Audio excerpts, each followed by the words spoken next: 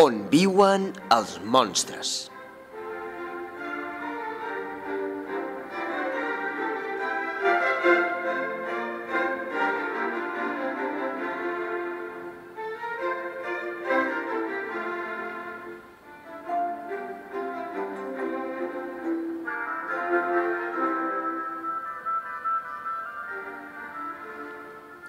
La nit que en Joan es va posar el seu vestit de llop i es va dedicar a fer desastres un darrere l'altre, desastres de tota classe, la seva mare li va dir: Ets un monstre! I en Joan li va contestar: Te menjaré! La mare, molt enfadada, el va enviar al llit sense sopar.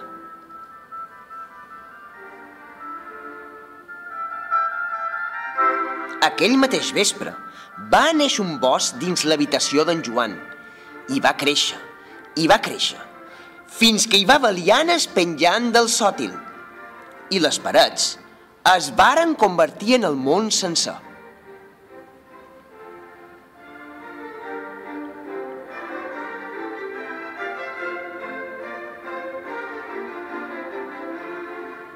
Hi va aparèixer un mar amb un vaixell particular per en Joan.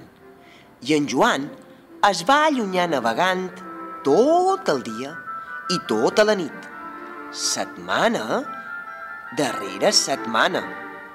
Va navegar quasi un any, fins a arribar on viuen els monstres.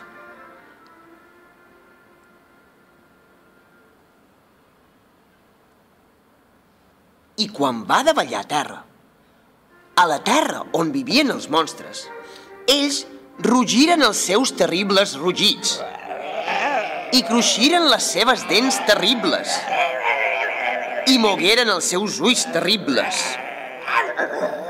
mostraren les seves urpes terribles.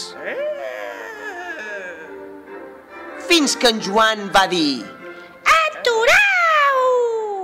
I els va amansir amb el truc màgic de mirar fixament els ulls grocs de tots ells, sense parpellejar ni una sola vegada.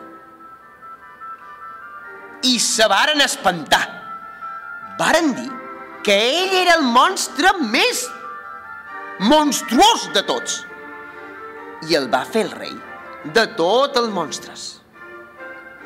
I ara, va dir en Joan, que comenci la festa monstruosa!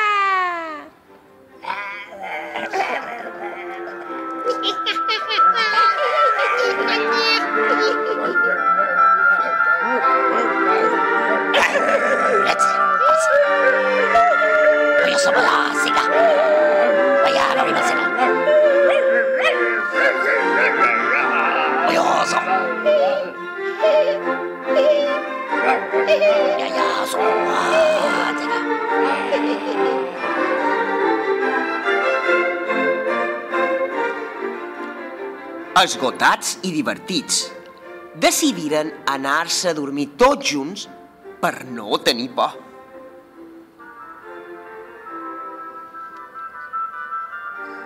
I en Joan, el rei de tots els monstres, es va sentir tot sol i volia estar a qualque lloc on algú l'estimés més que ningú.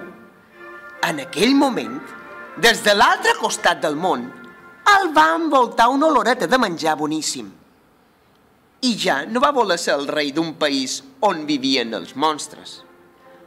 Però els monstres cridaren: Per favor, no te'n vagis! I ploraren. I li dèiem: T'estimam tant! I en Joan va dir: No, enyora la meva família. Els monstres, mentre ploraven, rugiren els seus terribles rugits i cruixiren les seves dents terribles i mogueren els seus ulls terribles i mostraren les seves urpes terribles, mentre li deien adéu a en Joan, molt trists. En Joan Va navegar de tornada ple d'enyorança dels seus nous amics i sabent que a partir d'ara, per ser un monstre havia de ser molt bon nin i estimar molt a la seva mare. Va navegar durant molt de temps, fins a arribar al vespre a la seva pròpia habitació, on el seu sopar l'esperava i encara era ben calentet.